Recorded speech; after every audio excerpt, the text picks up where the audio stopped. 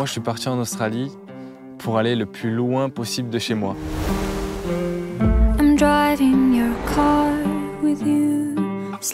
Tout le monde meurt, mais tout le monde ne vit pas. On a tous des potes en Australie. Ils avaient vaincu leur peur de l'inconnu et franchi la barrière de la langue. C'est tellement grand, ça fait la taille de l'Europe, que en fait, il y a tellement de choses à voir. Je dirais que j'ai vécu 10 vies en un an. Les réseaux vendaient du rêve, donc je me suis dit, je vais faire de l'argent de fou direct. Pour moi, le Working Holiday Visa, c'est une manière de vivre comme un habitant du pays, sans avoir ce statut de voyageur ou de touriste. Travailler, voyager, Working Holiday.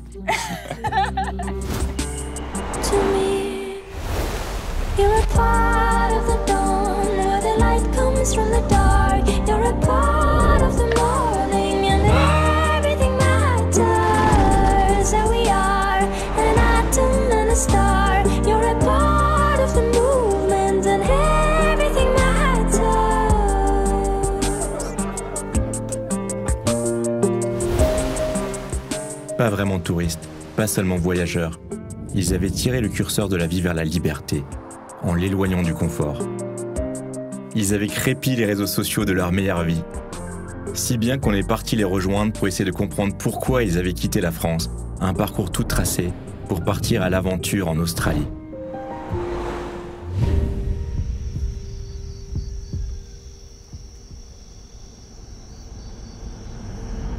Dans la team d'EcoFloc, l'Australie avait depuis toujours changé notre vie. On y avait trouvé l'inspiration de devenir un collectif de filmmakers. On vivait aujourd'hui de notre passion, et notre but était de motiver les gens à se lancer dans l'aventure. Il était temps de retourner en Australie pour essayer de comprendre ce qui faisait de ce pays une machine à fabriquer des destins. Un casting sur les réseaux sociaux, et nous voilà assis avec nos backpackers à l'autre bout du monde. Moi, c'est Cynthia, j'ai bientôt 34 ans et je suis en Australie depuis presque 2 ans. Moi, c'est Bento, j'ai 28 ans. Et là, je prépare ma 2e année de Working Holiday Visa. Moi, c'est Noémie, j'ai 28 ans et avant de venir en Australie, j'étais infirmière en réanimation médicale à Dijon. Donc, je m'appelle Céline, j'ai 33 ans, je viens de Normandie. J'étais infirmière et en même temps, j'étais sur la ferme familiale. Moi, c'est Claire, j'ai 26 ans et avant de venir en Australie, j'étais kiné. Actuellement, on est en PVT, en Working Holiday Visa, du coup, en Australie depuis 5 mois. Alors, nous, c'est Anthony et Laurie. On est en Australie depuis respectivement 4 mois pour moi. et 7 mois pour moi. Yes. Moi, c'est Florian, j'ai 33 ans, je viens de Toulouse et je suis en Australie depuis 2 ans. On est parti en solo Et on s'est rencontrés en Australie. et depuis, on continue le voyage ensemble. Donc, j'ai trop hâte de vivre une 2e saison en Australie. Pour partir à l'autre bout du monde, ils avaient dû laisser derrière eux leur vie d'avant. Choisir, c'est renoncer. Là-bas, où personne ne les connaissait, ils devraient tout réinventer dans la plus grande liberté de faire et d'être. Ils partaient si loin que même le ciel étoilé serait inversé.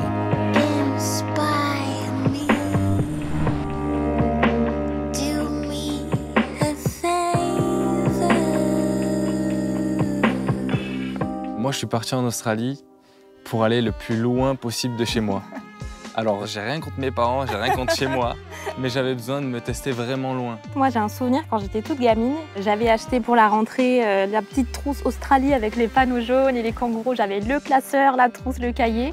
Et en fait, je m'étais dit, bon, bah, un jour, j'irai en Australie voir les kangourous. Avant de partir, je vivais chez mes parents, du coup. Et faut dire que je faisais pas grand-chose, mis à part vider le lave-vaisselle. Voilà, j'étais dans le rythme un petit peu métro, boulot, dodo, comme tout le monde. Après mes études, j'ai accepté un CDD d'1 an. Ça m'a permis de mettre un peu d'argent de côté. Je me suis dit, OK, le travail, c'est pas trop ça. Les études, c'est pas trop ça. Je me suis aperçu rapidement que la vie de sédentaire, c'était pas trop fait pour moi. Je sentais que j'avais besoin d'apprendre à vivre seul. Et j'avais vraiment envie de voir quelque chose d'autre. Je voulais vraiment voir si j'étais capable de me débrouiller toute seule, me prouver que je pouvais être bien avec moi-même.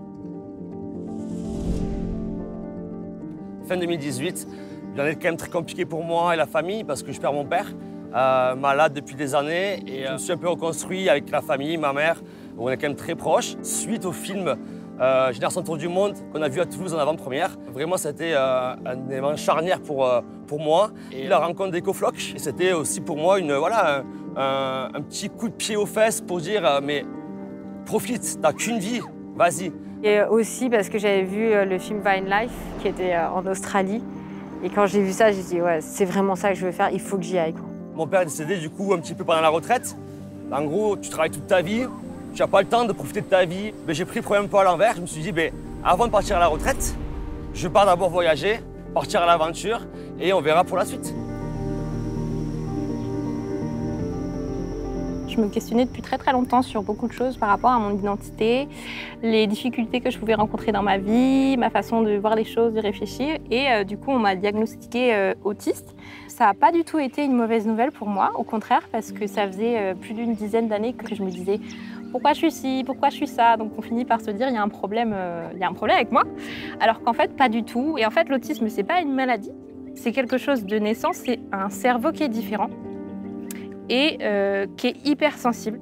Je vais ressentir la lumière, je vais ressentir l'ouïe, donc les sons, très fort. Je me suis rendu compte que j'allais tellement mieux en étant dans la nature, quoi. Parce que ici, si on regarde autour de nous, on a l'eau qui nous berce, on a le bruit du vent dans les feuilles. Donc en fait, c'est vraiment un besoin.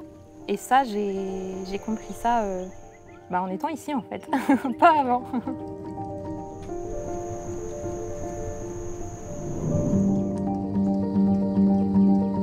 Ma principale attente, c'était vraiment de retrouver ce contrôle sur ma vie, ce sentiment de liberté, pour découvrir autre chose, sortir de ma zone de confort à nouveau, découvrir du monde, une nouvelle culture. Je trouvais ça sympa de pouvoir se surpasser au point de se dire waouh, les choses que je voyais chez les autres et que je me disais c'est incroyable ce qu'ils font, là c'est moi qui l'ai fait.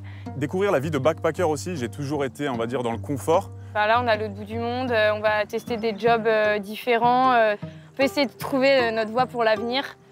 Et moi, ça m'a beaucoup apporté déjà en 5 mois sur qu'est-ce que je veux faire plus tard. Alors, pourquoi l'Australie? Il faut savoir que le PVT, tu as une quinzaine de destinations. Et moi, il me fallait un pays anglophone. Donc, en gros, j'avais le choix entre Canada, Australie, Nouvelle-Zélande. J'avais pour objectif, en tout cas, c'est ce que j'ai dit à mon père, c'était je veux revenir bilingue. D'essayer de diminuer mon accent parce qu'il faut être honnête, hein, j'ai beau tout faire, j'ai un accent assez prononcé comme beaucoup de Français quand on parle anglais. Chercher un pays, on va dire anglophone déjà premièrement, et je voulais un peu tester mes limites. Alors du coup, c'est vrai que partir en Angleterre, c'est un peu trop proche. Je me suis dit Canada, c'est mort, il fait trop froid. Et après, il y avait Nouvelle-Zélande, Australie. Je m'étais dit que j'aurais peut-être plus d'opportunités niveau travail en Australie.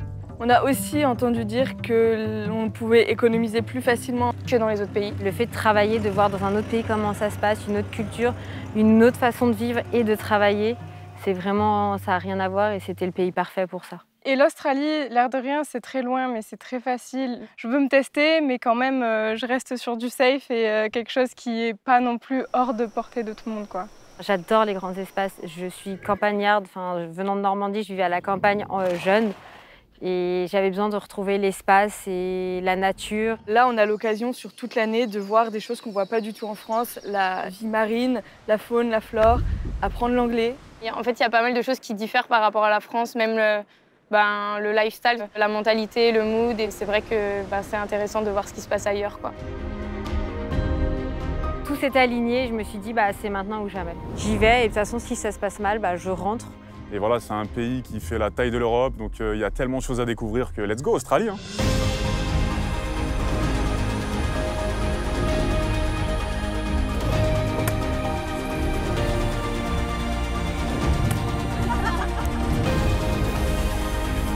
Avant de partir, les aventuriers préparaient 2 sacs, l'un portant leurs espoirs, l'autre portant leurs craintes.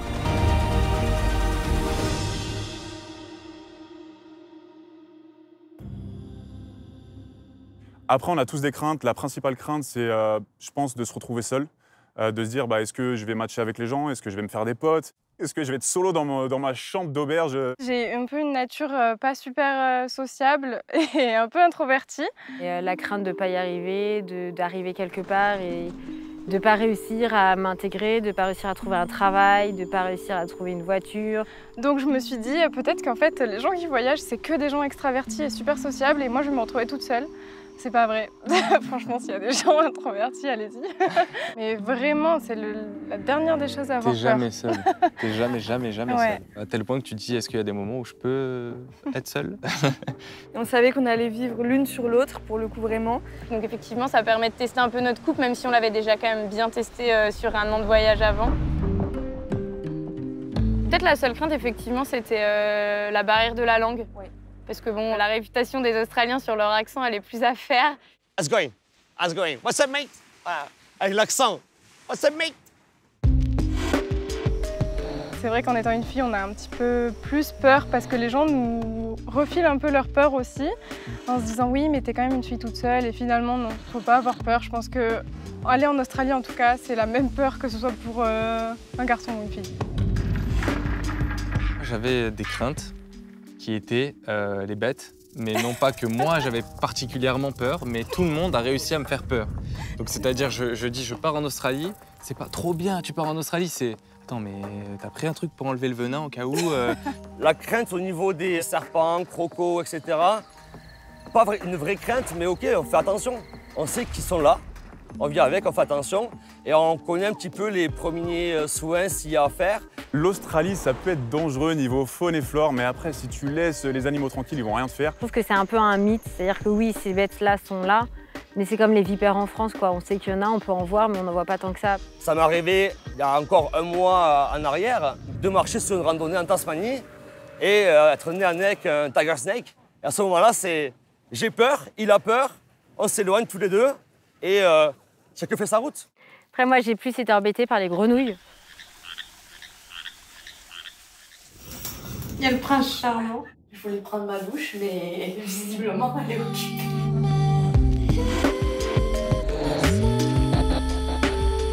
Une fois, j'ai une grenouille qui m'a sauté dessus dans mon lit. Chez nous, on a plusieurs fois des araignées qui font cette taille, comme ça, qui sont sur les murs. On l'écrase pas, mais on appelle toujours un collègue à nous qui vient avec un petit tupperware et une feuille et qui hop, et il enlève. Donc moi, je trouve ça plutôt excitant en fait. Moi, j'ai pas peur de ça et au contraire, j'ai envie d'aller à la rencontre de ces animaux-là. Donc voilà, si tu fais attention, en vrai, ça va.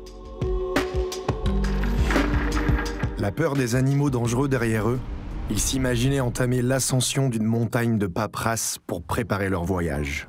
Heureusement, l'Australie était un remède contre la phobie administrative.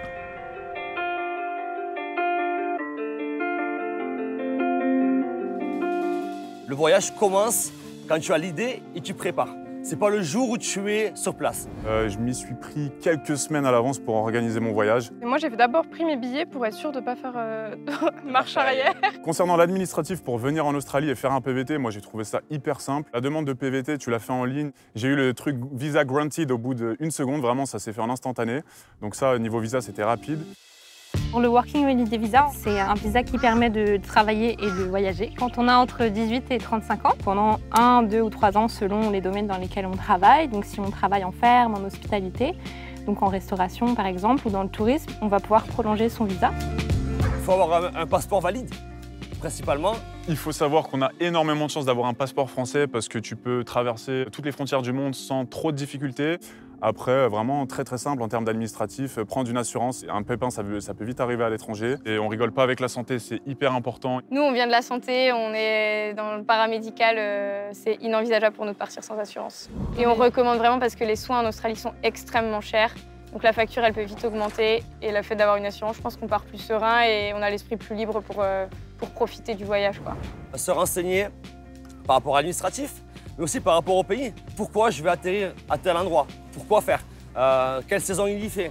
Donc j'ai checké en fonction de la météo. J'arrivais en novembre, donc je me suis dit où il faut que j'arrive pour pas me manger la saison des pluies. J'ai beaucoup cherché sur Internet, sur les blogs, sur les sites officiels, le site du ministère des Affaires étrangères, conseils aux voyageurs. Il y a énormément de contenu gratuit, que ce soit sur YouTube, sur des sites, sur des forums. J'ai été accompagné déjà par YouTube et tous les youtubeurs autour. Puis il y en a un surtout que j'ai regardé non-stop, c'était Bento. Franchement, si vous avez suivi mes aventures, les amis, vous avez vu que j'ai dormi 48 heures ici. Et quoi de mieux que de recevoir des conseils de quelqu'un qui est en Australie et qui fait des vidéos de lui en disant comment je suis arrivé là, comment je survis ici, comment ça se passe ici.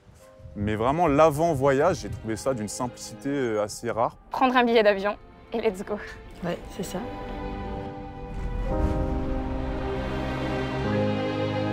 Motivé par l'envie de tout recommencer, Par cet élan du nouveau départ, ils savaient que dans ce pays de tous les possibles, ils pourraient saisir à nouveau leur chance du débutant.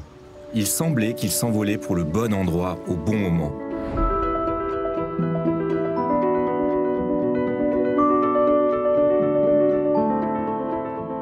C'est partagé comme sentiment la première semaine quand on arrive.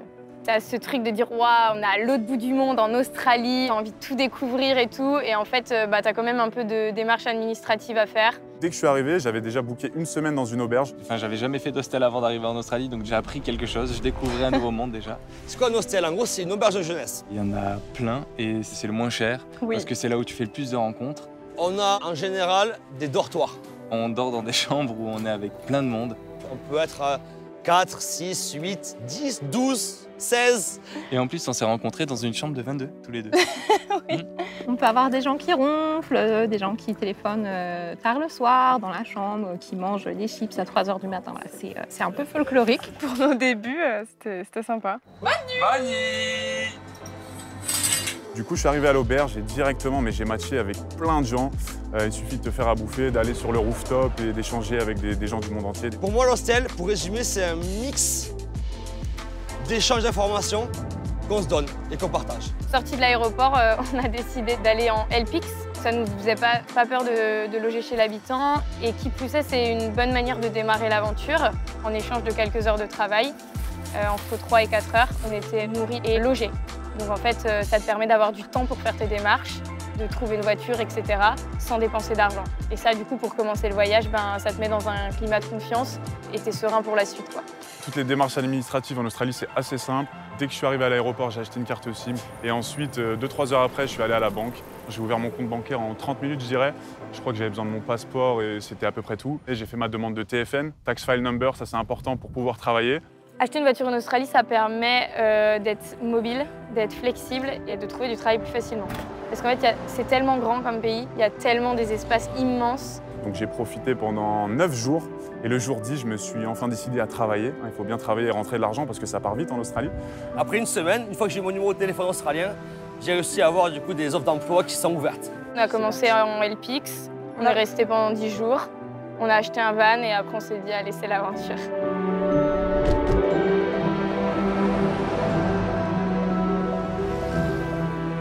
La légende des réseaux sociaux nous parlait de Français qui gagnaient de l'argent facile en Australie. Ils trouvaient du taf à tous les coins de rue et vivaient l'Eldorado. On était aussi venus ici pour établir un peu la vérité versus Instagram.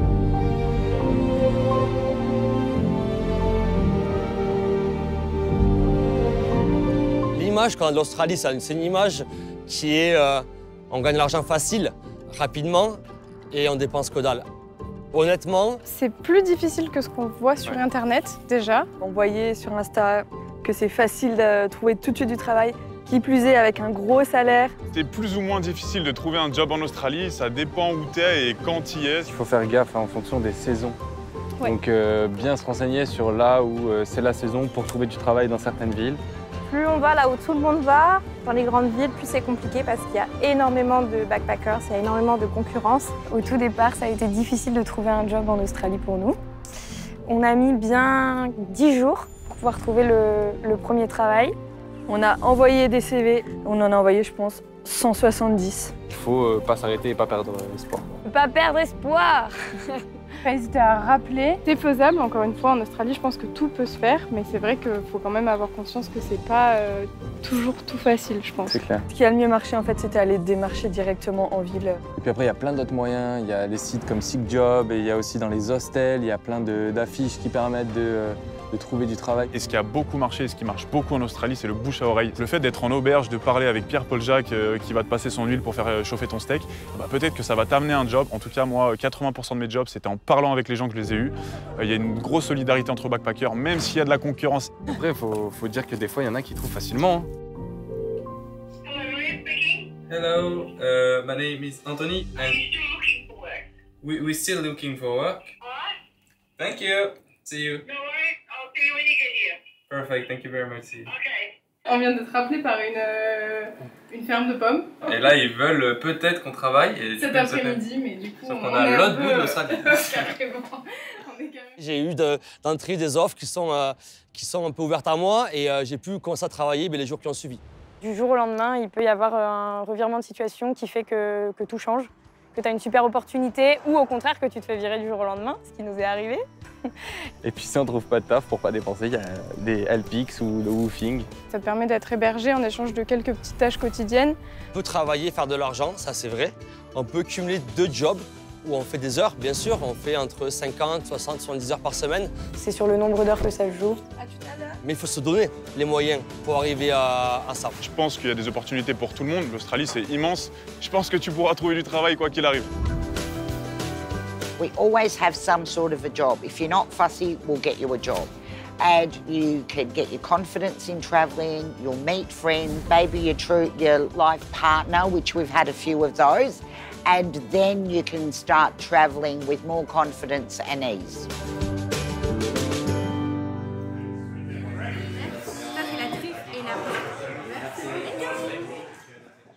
Aucune filière d'études ni aucun plan de carrière ne les avait préparés au job qu'ils allaient faire en Australie.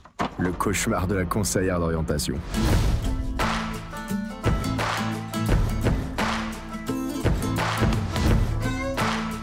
Si je devais résumer mon Working Holiday Visa en Australie, je dirais que j'ai vécu 10 vies en 1 an. Donc j'avais à un moment donné 4 boulots en même temps. Alors on n'a jamais travaillé ensemble depuis qu'on est en Australie. Si, les fermes. Pardon, on a... J'avais zappé complètement 2 mois de ma vie. Et en fait, on m'a dit, ah bah tu sais cuisiner, bah viens en cuisine, on a besoin de chef. Et moi, j'avais rien demandé. Où j'ai appris en tout cas à faire des pizzas dans un restaurant italien dans le Nord Queensland. C'est une super expérience. Moi qui connaissais rien à la cuisine, comme quoi c'est possible. Ce que je trouve chouette ici, c'est que je trouve que les Australiens laissent plus de chance pour travailler dans un domaine où on n'a pas forcément d'expérience. Le job le plus insolite, c'était dans cette ferme d'élevage, le fait d'avoir ramené les vaches du pré jusqu'à la ferme en hélicoptère. Et ça, c'est une fois dans sa vie. On a fait du picking d'avocats, donc cueillir des avocats dans les arbres avec des grosses machines. On a fait surtout de la cueillette. De raisins. De raisins. Les vendanges, ouais. Les vendanges, ouais. Et ça, payé au bucket. Donc plus vite on ramasse, plus vite on gagne de l'argent. Ou on gagne plus d'argent. Si t'es un peu flemmard, c'est pas un super bon plan, quoi. Le job le plus improbable, je pense que c'était l'abattoir. C'était en Tasmanie, où j'étais manager d'un resort. Et le soir, on avait la chance d'avoir les manchots qui remontaient de la plage directement sur le resort. C'est une expérience magnifique. Je suis devenu un peu fan de ces petites créatures. J'ai un master en marketing digital, je me suis retrouvé dans une ferme de poulets, dans une ferme de saumon. J'ai livré du caviar, il y avait $1 million dans mon camion alors que j'ai jamais rien conduit que ma Punto en France. J'ai bossé dans une mine d'or sous 45 degrés dans le désert australien. Est-ce qu'on peut faire plus atypique que ça? Franchement, j'ai dû faire vraiment 10 jobs en 1 an en Australie, c'est n'importe quoi.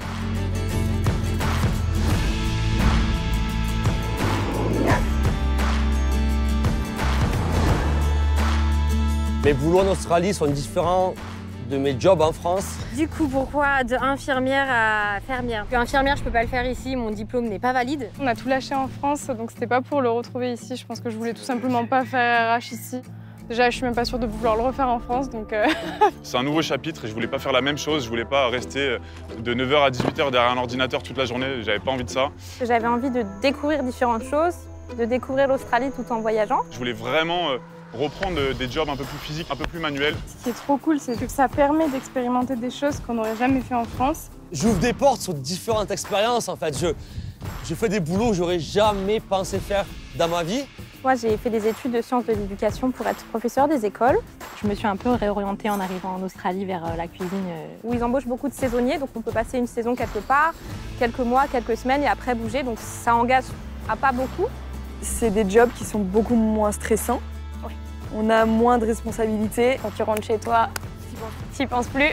Et je voulais vraiment, entre guillemets, un petit peu poser mon cerveau, mettre de côté le stress. Tu vas au travail, certes, mais le soir, ou entre midi et 2, tu retournes plonger, faire du snorkeling. Tu vois des milliers de poissons. Ouais. Et tu as l'impression d'être en vacances et la journée de travail, tu l'as presque oubliée. Ouais, et même quand tu es en mode work, tu es aussi en mode holiday et ça, c'est assez dingue. Je pense que ça m'a apporté une certaine sérénité. Il y avait beaucoup moins de stress dans ces petits jobs-là. Et si les jobs me saoulaient, je partais, je faisais autre chose. Là, je me rends compte en étant filmé qu'on vit la vraie vie de ferme. Ouais. C'est vrai. L'amour est dans le pré. Ça reste des travaux répétitifs. C'est manuel, c'est souvent ce que veulent pas faire les Australiens. Allez, viens, l'amour est dans le pré.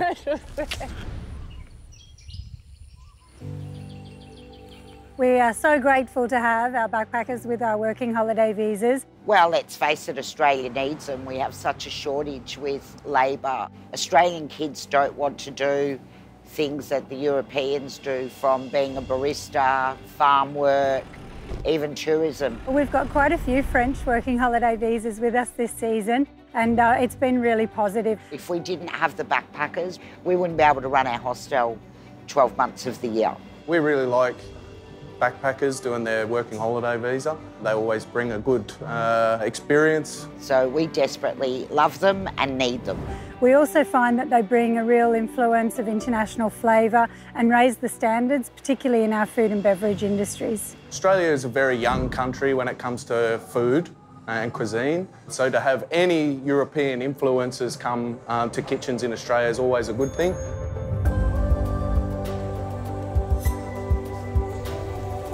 J'ai pas découvert de passion, de métier passion en Australie, j'ai pas découvert ça. J'ai pas trouvé une passion mis à part le voyage, en réalité quand même. C'est vrai. Mais par contre, je me suis découvert une petite passion que j'avais déjà sur la création de contenu, notamment autour du voyage. Je me suis découvert une passion pour la photographie et la vidéo. Ça m'a donné envie de découvrir d'autres pays, d'autres cultures, voyager. Ce que je retiens de l'Australie, c'est qu'en fait, il y a le champ des possibles. On peut totalement changer de carrière, changer de métier et s'y retrouver. Et là, je me dis, qu'est-ce que plus tard j'aimerais faire sur du long terme? Il y a un métier passion, en vrai, c'est quand même hyper attrayant. Ok mec, t'as une idée en tête, vas-y fonce, donne-toi les moyens et tu vas y arriver. Et on peut avoir beaucoup d'opportunités, beaucoup de chance. Quand tu fais les choses bien, tu attires le bien et pour moi, c'est pas un trou dans mon CV, le PVT en Australie. C'est une vraie expérience de vie.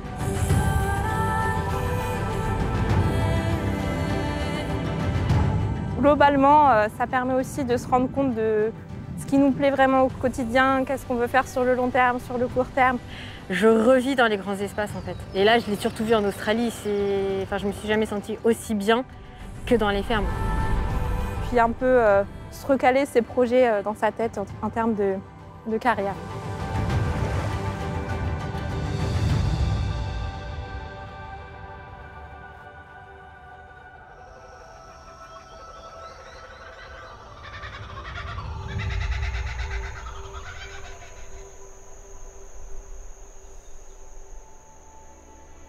Certains économisaient, la plupart claquaient tout. Travailler pour profiter, travailler pour voyager, l'Australie ouvrait le champ des possibles et des envies. Au pays où l'argent n'apparaissait pas comme une fin, mais comme un moyen, on voulait savoir quelle quantité de working il fallait faire pour une bonne dose de holidays.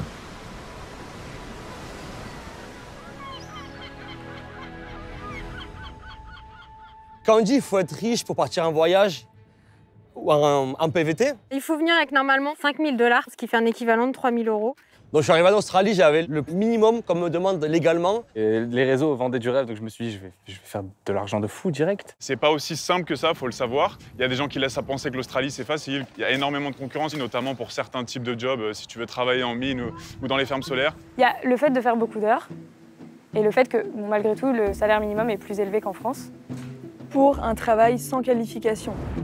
Le salaire minimum pour un backpacker qui est en contrat casual, donc nous les backpackers, c'est 29 $ brut de l'heure. Il faut toujours un peu réduire pour être vraiment au niveau euro. Ouais.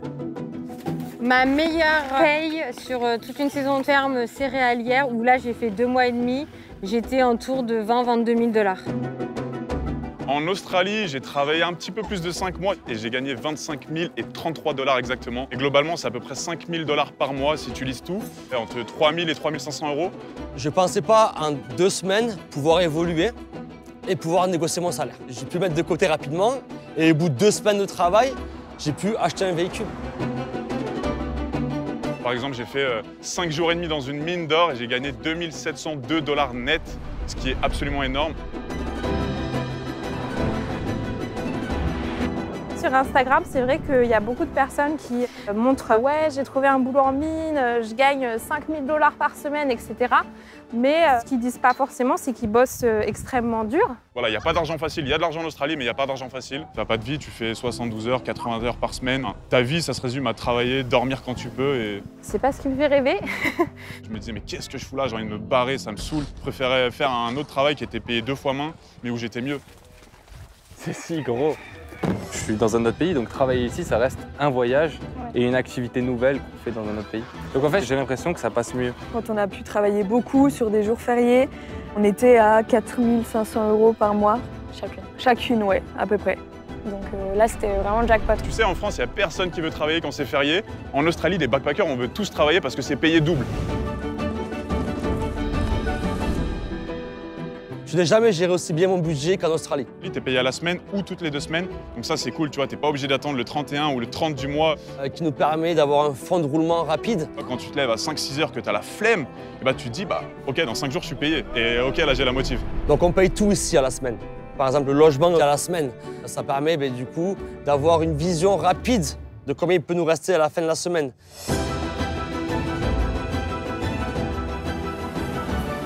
Le coût de la vie en Australie, je dirais que c'est l'équivalent à peu près de Paris. On entend souvent dire que, OK, l'Australie, je lui gagne beaucoup d'argent, mais ça coûte une blinde, etc. C'est vrai, oui et non, et ça dépend de ton mode de vie. Si on aime bien faire la fête, aller au restaurant, boire de l'alcool, fumer des cigarettes, ça, c'est des choses qui coûtent très cher. J'aime bien dire le vice, ça coûte cher. J'ai pas l'impression que le coût de la vie soit si élevé, d'autant plus qu'ici, les salaires suivent vraiment. T'as un très bon pouvoir d'achat en Australie si tu fais attention.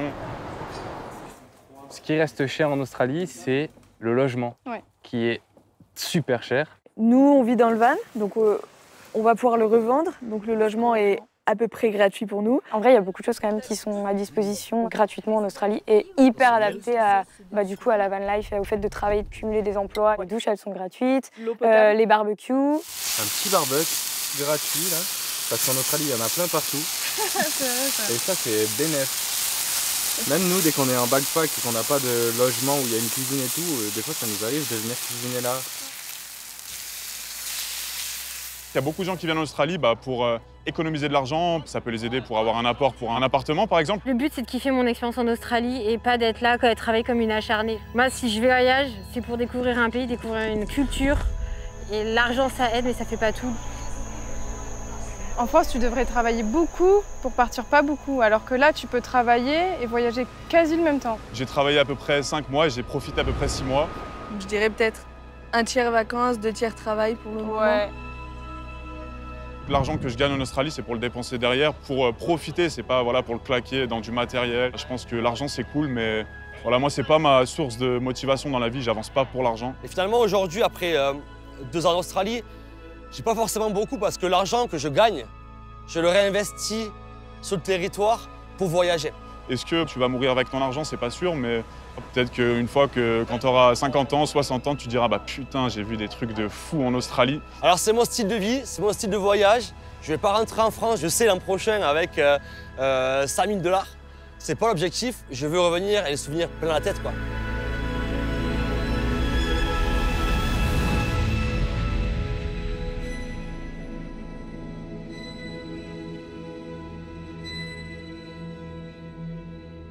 Ils finançaient leur évasion. Fini le taf, c'est l'heure du holiday. La géographie devient le théâtre de leurs aventures. On partait les filmer en train de profiter sur les routes que les Australiens ne fréquentent plus et celles que les touristes n'arpenteront jamais.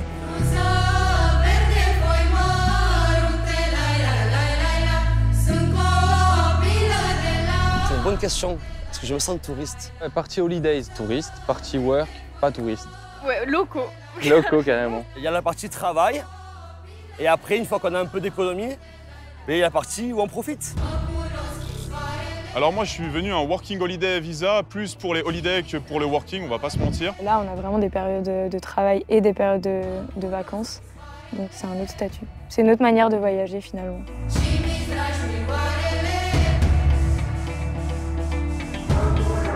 Mon quotidien holiday, c'est de vivre dans mon 4x4, qui est ma maison, aménagée. On a l'avantage d'avoir notre maison ambulante, forcément ça limite énormément les dépenses. Donc on a envie de vraiment visiter l'Australie autant que ce qu'on y travaille. Et de vivre à l'australienne, donc c'est-à-dire me lever aux aurores, enfin suivre le soleil en fait. C'est la liberté, la van life, c'est le fait de voyager, de te poser dans des spots incroyables. Tu peux te réveiller, regarder un sunrise, être tout seul sur une plage au milieu des kangourous. dans les représentations qu'on a, c'est vraiment le pays des voyages en van. C'est parce qu'il y a des grands espaces, des grandes routes, il n'y a personne. Il y a toute une industrie de location de vannes, de vente, de rachat de vannes, et c'est assez passif. Pour trouver nos spots en Australie, ça peut être soit au feeling en disant « Waouh, il y a un truc trop cool là, on s'arrête là », ou alors on utilise des applications qui nous permettent d'avoir des spots qui sont déjà référencés. En fait, c'est la communauté qui donne des conseils, qui met des photos et qui note des commentaires sur une expérience honnête. On peut savoir s'il y a de l'eau, des toilettes, des douches ou pas, à quoi ça va ressembler. Donc c'est rassurant de savoir où on va mettre les pieds.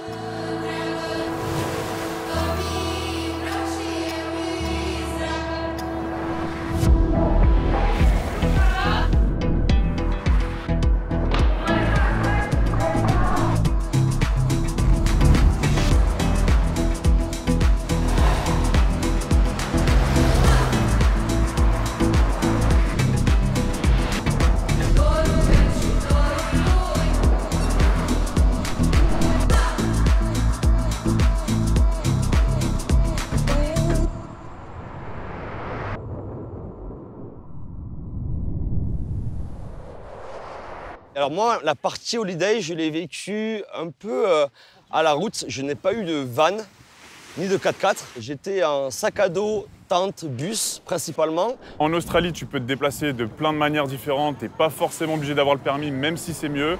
Il y a des groupes de covoiturage, et puis il y a des gens qui ont des places dans leur voiture. On partage les frais, comme ça tout le monde est content.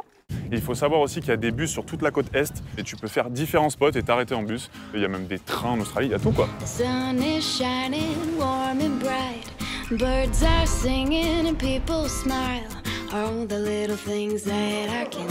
Hop, backpacker. Là, il y en a un. Là, je sais pas, dans leur démarche, dans leur attitude et tout. Un backpacker, c'est quoi? C'est une personne qui trimballe en général un sac qui pèse 1 tonne. All the little things the world gives to me. Oh, I'm living the good life. Comment est-ce qu'on voyage en étant autiste? En Australie particulièrement, j'essaye de trouver des auberges de jeunesse qui sont sympas, qui sont assez calmes. Au mieux, de me prendre, voilà, peut-être quand j'arrive, une chambre où je suis toute seule, et puis après, si j'ai un peu plus d'énergie et un peu moins de sous, prendre un dortoir, mais avoir tout mon petit matériel de confort. Donc je vais avoir mon petit casque anti-bruit, je vais avoir un petit stick au menthol qui me permet de ne pas avoir trop de nausées quand je prends les transports.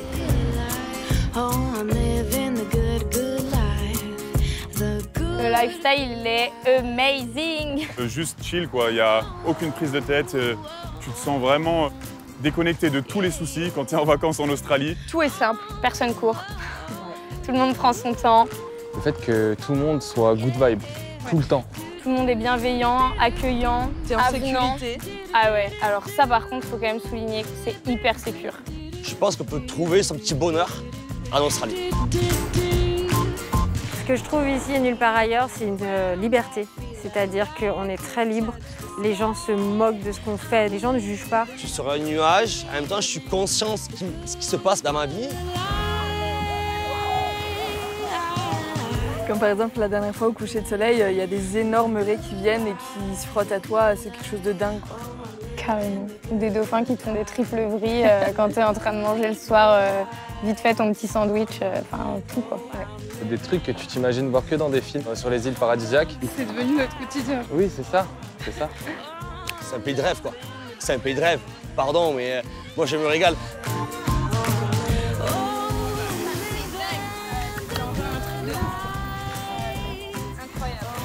Ça va en plus ma verre de sieste.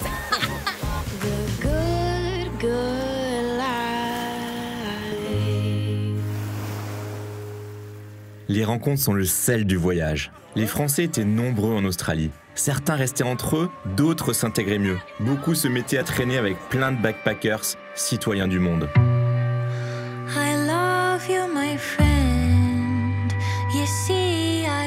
Ce qui est le plus enrichissant en voyage, c'est la rencontre avec les gens. On aime bien découvrir de nouvelles personnes et passer du temps avec eux. C'est facile de profiter avec les autres Français et même les autres nationalités. On passe la journée à la plage avec eux et le soir on mange ensemble à l'hostel ou on fait un barbecue sur la plage. On en a fait plein. Je vais pas arriver, hey, salut, c'est moi Cynthia, on boit un verre. Moi j'ai accepté, parce que maintenant j'ai presque 34 ans, c'est que je ne veux plus couper, cacher des parts de moi, parce qu'il n'y a rien qui cloche chez moi. pour en fait m'intégrer à un groupe de personnes, un groupe d'amis, ou me mettre dans des situations où je dois forcer, où je suis pas à l'aise, essayer de faire copain-copain avec les gens de l'auberge parce qu'il faut se faire des amis, sinon on a l'impression d'échouer son voyage. Et ben en fait c'est ok.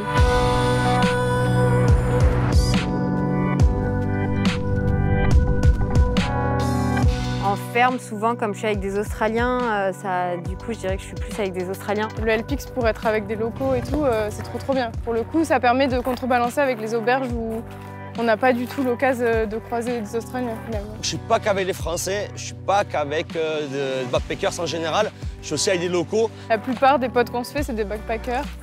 Et on est beaucoup de Français, donc c'est beaucoup de Français. Il y en a, ils vont te dire tu vas pas à 17 000 km de la France pour traîner avec des Français. Je comprends cet argument, j'avais le même. Mais en fait, moi, je me suis dit, je veux partir en Australie pour être heureux. Et je peux être heureux avec des Français, avec des Australiens, avec des Espagnols, je m'en fous. Et on va dire que j'ai plus connecté avec des Français. Parce qu'on est dans la même situation, on vit la même chose, on parle la même langue parce qu'il y a beaucoup de Français. Et du coup, ça aide aussi pour tisser des liens. Tu connectes plus, tu peux parler de sujets plus profonds, tu peux te taper des vannes, tu vas comprendre leur humour. Mais c'est possible d'avoir d'autres communautés, il y a beaucoup d'Italiens aussi. Mais justement, en deuxième année, je pense que je vais plus me tourner vers les Australiens, vers les étrangers. Et pour moi, c'est ça l'Australie, c'est un mélange de cultures. It's a real blend of cultures, and Australia has so many varieties and different backgrounds, so I think it just adds to our international flavour. These kids teach me something every single day, you know, and they just open my mind to what they've done, what they're doing. It's been a really great experience and learning a lot from different people about their countries and cultures. Oh là là, alors ça, des madeleines françaises, voilà, c'est ça. Les Australiens en général, vraiment, c'est des gens hyper accueillants. Faut vraiment pas se brider à aller vers les Australiens. Peut-être leurs ancêtres ont vécu ou en Europe, ou en Asie, ou autre part dans le monde. Donc ils ont quand même ce côté-là, une part d'eux et autre part qu'en Australie. On peut échanger facilement. Combien de fois ils m'ont dit « Ah, tu voyages toute seule » ou des choses comme ça. Et hop, ils rentrent dans la discussion, ils proposent une petite bière, un petit thé ou de passer un temps ensemble. Tous les matins à la plage, les mêmes gens prennent de tes nouvelles. Ils sont toujours avenants, ils sont toujours avec le sourire à te féliciter quand tu as fait quelque chose. Ils sont pas là à te dire non, c'est mal ce que tu as fait, mec. Tu vois, c'est non, hey, good job, mate. Et en fait, ils vont t'encourager. Mais c'est un peu comme ils disent, hein, c'est le no worries, mate. C'est on la joue tranquille, on est pas de pression. Mais après, pour avoir des vraies relations amicales sur le long terme et tout, je sais pas. Après, c'est compliqué, on est des backpackers, du coup, on bouge tout le temps. J'ai eu plusieurs fois des Australiens qui m'ont aidée. Dans ce week-end, nous avons fait l'expérience de se bloquer 2 fois. Ah, c'est l'arrière qui...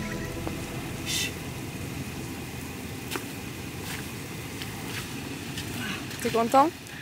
Ah. T'es content de creuser?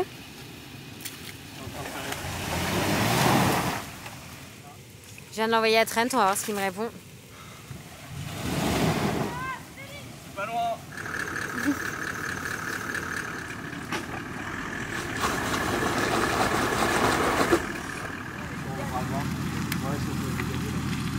Because I know the road here, you have like 5 cars. Yep. Oh, yes, yes, the park. Yeah.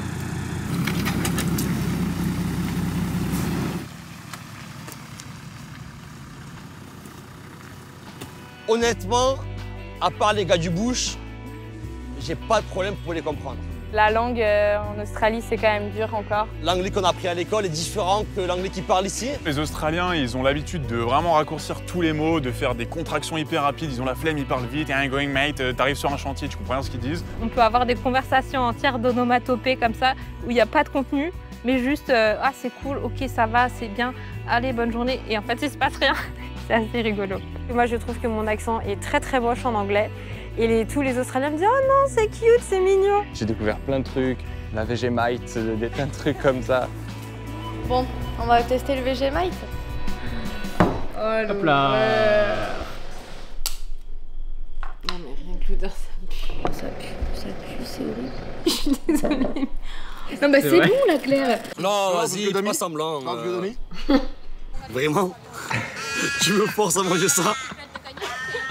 Moi, je vais prendre celle-là. Toi, tu prends celle-là. Si. Allez, je suis prêt. Miam, miam. 1, 2, 3. Déguste. Yeah, go on. C'est vraiment dégueulasse. Salty. Et ça pique? Apparemment, c'est pas une bonne chose, j'arrive pas à savoir où c'est bon. Oh là là, les gars. Ah! Ah! Ah, mais je m'attendais pas à ce que ce soit aussi pire que ça! Mais sincèrement, je m'attendais vraiment à pire. Sérieux? Si t'as la dalle, tu peux le manger, quoi. C'est plein de vitamine B en même temps. On rencontre des gens en vrai extraordinaires, des gens avec qui on n'aurait sûrement pas créé des liens aussi forts dans d'autres contextes. Parce qu'en fait, c'est aussi ça le voyage, c'est faire des rencontres qui sont éphémères mais très intenses. Toi, c'est l'impression de connaître par cœur. Après, même pas une semaine. En une semaine, t'as l'impression que ça fait 3 semaines que t'es avec la personne, tu partages des choses plus intimes directement.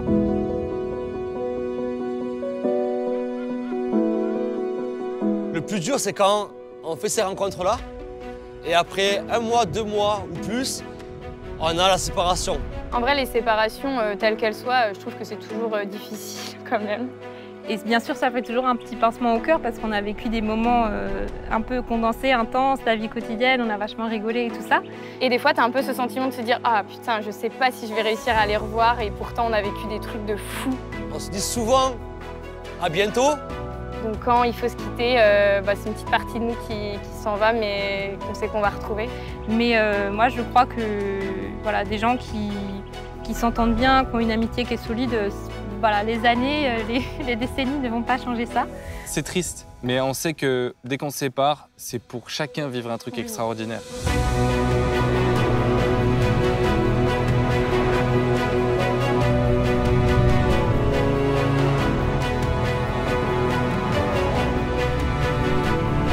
Chez les Cofloc, c'est ce mode de vie qui nous avait inspiré à faire de notre passion des voyages une vie d'aventure.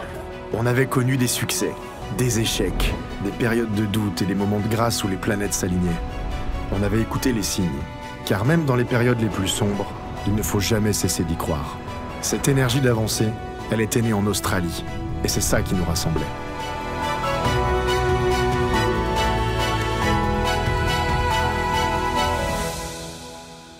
Comme je l'ai dit, en Australie, c'est pas tout beau, tout rose, ça reflète la vie réelle. L'expérience sur le long terme, en tout cas sur 1 année, 2 années, c'est vraiment dans le cycle, quoi. Et donc forcément, j'ai eu des moments magiques, mais j'ai aussi des moments de galère.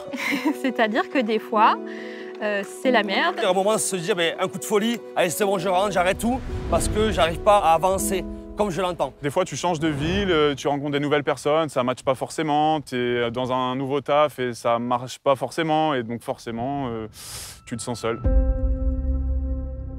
Il peut avoir l'argent, il peut avoir un boulot qui ne nous plaît pas, des rencontres qui nous font un peu de mal, ça peut arriver.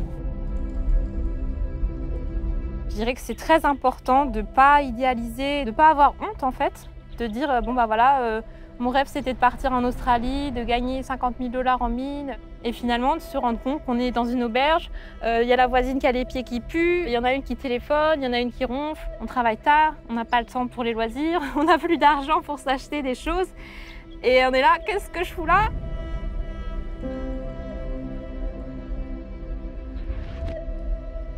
Je suis pas surhumaine, je peux pas être à 100% tout le temps souriante, même si j'arrive à relativiser. Il y a des moments où on craque en fait. Enfin, c'est quand même 2 ans loin de sa famille. C'est plutôt les proches qui manquent et les moments partagés. Et avec plein de remises en question et des fois où je me disais mais qu'est-ce que tu fous là mec? Est-ce que tu es en train de construire ton avenir ici en enchaînant les petits jobs, etc. Est-ce que ça a du sens ce que tu es en train de faire? C'est un petit peu compliqué, il y a des moments, je me renferme, c'est-à-dire que j'ai parfois des messages de France ou autres, je réponds pas forcément parce que j'ai pas envie d'inquiéter. Dès que tu reçois un message de ta mamie, tu te mets à pleurer par exemple. C'est typiquement le... D'essayer de s'écouter, de ressentir tout ce qu'on a à ressentir, les mauvaises émotions, les bonnes. Parce qu'en fait, si on ressent pas, ça reste bloqué. On tombe malade, on n'est pas bien et en fait, à un moment donné, on va sombrer, quoi. Donc ouais, il y a eu quelques moments difficiles, mais en Australie, tu rebondis vite. Quand on ne suit pas les gens, mais on suit ses envies, en général, ça fonctionne. Et depuis que je me suis dit, en fait, si ça va pas, je vais voir le petit nuage, il va être au-dessus de ma tête, il va pleuvoir, ça va pas aller, et après, il va passer. Et puis après, il fait beau. je relativise beaucoup plus et je prends les choses légèrement. C'est des petits moments passagers, mais comme dans la vie en France, tout simplement.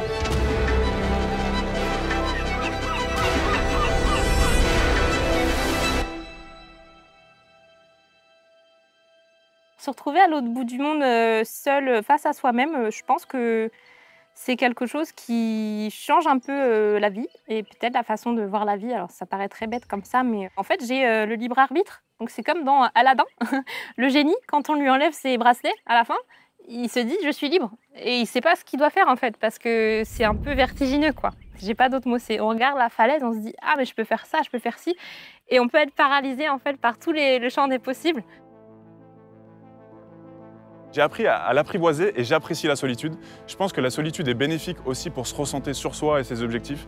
Parce que quand tu es en Australie, tu as beau faire des rencontres, il y a des moments où tu satures, ta batterie sociale est juste épuisée parce que voilà, la vie de backpacker, c'est pas tout le temps de tout repos. Il faut prendre des moments un peu de pause à ce moment-là et savoir se dire ok, je vous aime tous beaucoup, mais là, la soirée, elle est pour moi. Tu es là, tu es perdu dans tes pensées, tu réfléchis au sens de la vie. Ça m'a apaisé en fait d'être en Australie et je me suis senti beaucoup plus libéré de beaucoup de contraintes que j'avais dans mon rythme de vie en France. Ça nous pousse à nous remettre en question sur toute notre vie. Et c'est des questions qu'on ne se serait pas posées si on était resté en France. C'est comme si tu te laissais l'opportunité de réfléchir à quel virage je vais prendre et où je veux aller pour ma vie, mais de la manière la plus saine. Moi, je trouve qu'on se sent hyper connecté et hyper reconnaissante aussi de pouvoir vivre tout ça, quoi. D'être à cheval, le coucher de soleil, d'avoir les vaches derrière qui suivent, que tout se passe bien, rien que d'y penser, là, ça me met encore l'émotion parce que je revois la scène et cette sensation de liberté. J'ai un peu l'émotion d'en reparler, mais ouais. Le côté de se sentir au bon endroit, au bon moment, ça, je l'ai déjà ressenti ici. Pour certains, je vais peut-être être perchée, mais pour moi, oui, rien n'arrive par hasard.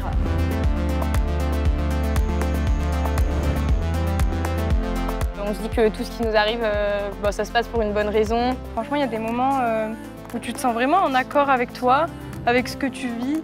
Je sais pas, tu te sens au bon endroit et t'es là, tu te dis ok, j'ai fait les bons choix. Et c'est quand même fou de se dire ça. Je fais confiance à la vie, à l'univers et je me dis qu'il y aura toujours, même si c'est des galères ou quoi, on en sortira toujours plus fort, quoi.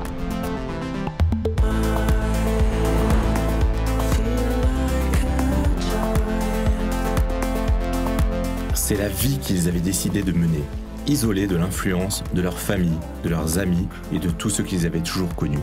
Ils étaient partis en quête d'eux-mêmes, plusieurs mois ou plusieurs années. Ils avaient appris à devenir qui ils étaient vraiment, à l'autre bout du monde.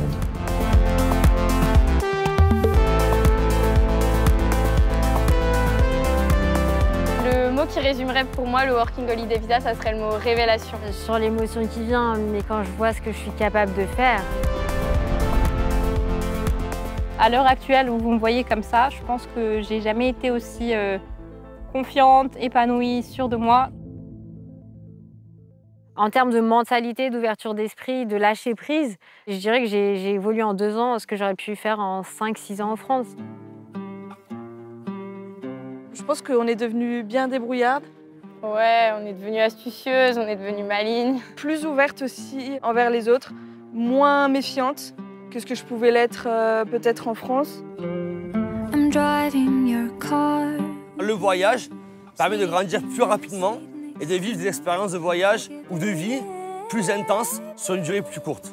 On rencontre énormément de personnes différentes, avec d'origines différentes, avec des personnalités différentes, des cultures différentes. Tu te construis ta normalité avec toutes les normalités différentes qui existent. Tu peux pas revenir pareil déjà. Tu es obligé de changer, d'évoluer, de réfléchir sur toi, sur ce que tu veux. Ça nous apporte la possibilité de s'essayer dans plein de domaines différents. Et ça nous sort de notre zone de confort. Et ce qui est beau, c'est que ça en crée une tellement plus grande du coup, qui est en fait notre zone de confort, elle est partout. Mon voyage en Australie m'a appris à apprécier les choses simples, d'être de moins en moins dans le matériel et plus dans l'instant présent et justement essayer de me connecter plus avec la nature. On vit pour de vrai, je pense. Quand t'es en France, t'es dans ta routine, t'attends toujours quelque chose de mieux. T'attends le week-end, t'attends les vacances. Ça nous apporte la liberté, une meilleure connaissance de soi et une expérience de dingue. Bah, puis c'est un beau mot, ça, la liberté. Hein. C'est une phrase un petit peu bateau, mais il vaut mieux mourir avec des souvenirs qu'avec des rêves. Et en vrai, rendre un peu fier mon entourage de France quand même, parce que ça, on n'en parle pas, mais je pense inconsciemment, ta mère est un peu impressionnée en mode tu pars à l'autre bout du monde, t'es sûr que t'es prêt et que tu le fais. Et en vrai, elle est trop fière. Et je sais que mon père, c'est ma bonne étoile. Il est toujours là avec moi, il est dans mon cœur bien sûr, mais je sais qu'il est toujours là avec moi et que sans un moindre doute ou question, je peux, je pense, lui poser ouvertement. Je ne sais pas où est-ce qu'il est aujourd'hui, mais en tout cas, je sais qu'il me soutient, il est avec moi et des questions que je me pose où il me répond. Je pense qu'il serait très fier. Tant qu'il sait que je suis heureux, c'était son plus grand bonheur. Et donc moi, je suis fier déjà de moi-même et je suis fier de rendre fier ma famille aussi. En fait, je pense que c'est un truc qu'il faut essayer de faire une fois dans sa vie, quoi, si on peut. Le genre d'instant de vie qui ne se reproduit jamais. L'enchaînement de signes, d'opportunités uniques et de choix qui nous avaient tous embarqués ici. Cette impression de faire partie d'un truc, une époque, une génération, quelque chose qui nous dépassait. Aucun réseau social ne pouvait restituer ce que c'était d'être et de vivre dans ce coin de l'espace et du temps. Le Working Holiday en Australie n'est pas un voyage éphémère, ni une expatriation longue. C'est l'expérience d'une vie. Un voyage initiatique duquel on ne revient jamais le même.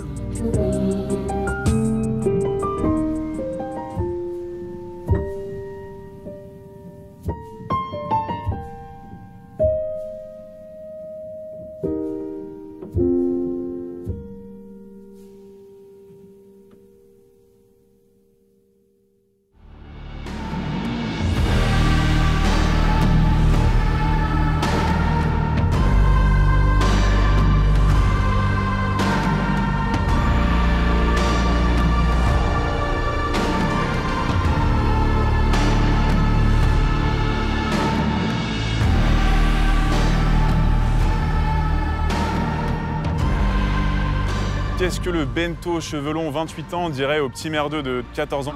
Moi, je pouvais me dire tellement de choses. Moi, j'aurais une discussion d'1 heure et demie. Je dirais, t'inquiète pas, ça va aller, fais confiance à la vie. Je lui dirais que t'es au bon endroit, au bon moment et que tout arrive pour une raison. On peut être surpris de la vie, mais surpris en bien. Le moi d'aujourd'hui dirait au mois d'avant, arrête de te noircir les idées pour rien. Franchement, la vie est trop belle. Si tu as une envie, suis-la, fonce, profite. On se met trop de barrières et je crois qu'il faut foncer pour vivre la vie qu'on a envie de vivre. Mais il y a quand même une part de toi qui doit te mettre un petit coup de pied au cul. Et qu'il faut toujours s'écouter, écouter son intuition. Et essayer de profiter de chaque moment. Parce qu'on a le droit aussi d'avoir accès au bonheur, tout simplement. Je pense que je ne peux être plus en accord depuis le début de ma vie. Oui, franchement, je crois que c'est le choix, le plus gros choix et le choix le plus rentable, psychologiquement. Je pense que la petite Cynthia est très très fière de la grande. Et inversement, parce que moi, je lui avais promis une belle vie de rêve. Et moi, je lui dirais, vas-y, ose. De toute façon, tout ce qu'il y a, ça sera bon à prendre.